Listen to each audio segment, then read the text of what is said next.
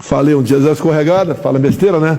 Eu vou indicar um cara que toma cerveja comigo. Primeiro que eu não tomo cerveja, coisa rara eu tomar um copo de cerveja a cada 6 meses. Tá? Tomo, vou dizer que não tomo, já tomei. Tá? Falar que eu sou santo aí. E o Cássio já tinha trabalhado o nome dele para o STJ. O que eu vi? Eu não vou ter problema para provar o nome do Cássio, que toma tubaína comigo. E assim foi o Cássio. Vou te falar de uma passagem do Cássio para você entender um pouquinho o que é que acontece dentro do Supremo Tribunal Federal. Só um negocinho. O Supremo tinha reinterpretado a prisão em segunda instância. Passou a ser a última e botaram o Lula, Zé Disseu, toda a quadrilha todos corruptos para fora. Todo mundo. Só vai para a cadeia depois que o Supremo julgar que é a última instância. Até aí tudo bem, né, Juan Cid? Tudo bem. Mas os amigos do Lula queriam que ele fosse elegível. Mesmo ele não estando na cadeia, ele já tinha sido julgado em 3 instâncias, e quem é julgado em segunda torna-se inelegível. Daí tinham que tornar o Lula elegível. Olha a influência do cara, olha a influência do Lula, como ele manda. O processo dele foi por uma turma, são 2 turmas no Supremo, que era a turma de 5.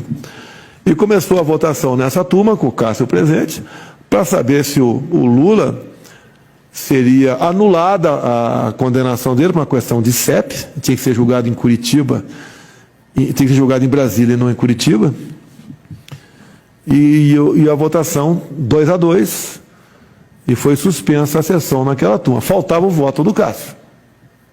Então o Cássio ia decidir se o Lula ia ser elegível ou não. Certo ou errado? Você deve lembrar da história. E daí na semana seguinte, ou 2 semanas depois, o processo veio à pauta novamente e o Cássio votou contra a anulação das condenações. Ou seja, o Lula perdeu por 3-2.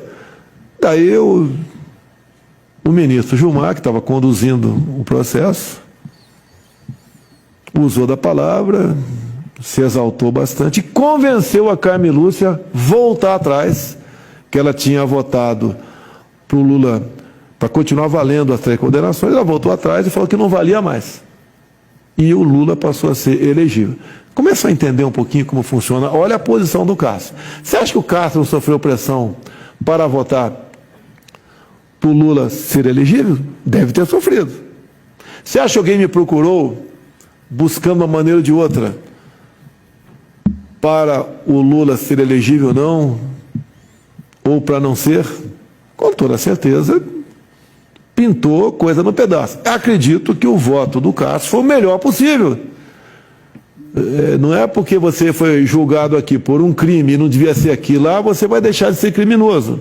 E quando tudo foi anulado, né? Ele foi descondenado, dado a idade do Lula, algumas coisas prescreveram e o cara continua aí livre, leve e solto por aí, e nem em primeira instância foi julgado nada dele até o momento. Então o voto do Cássio, no meu entender, foi o voto mais importante da história dele. Dificilmente vai ter outro voto tão importante quanto esse dentro do Supremo Tribunal Federal. E ele manteve a linha dele, votou pela condenação do Lula, para manter a condenação do Lula. E também na Bandeirantes,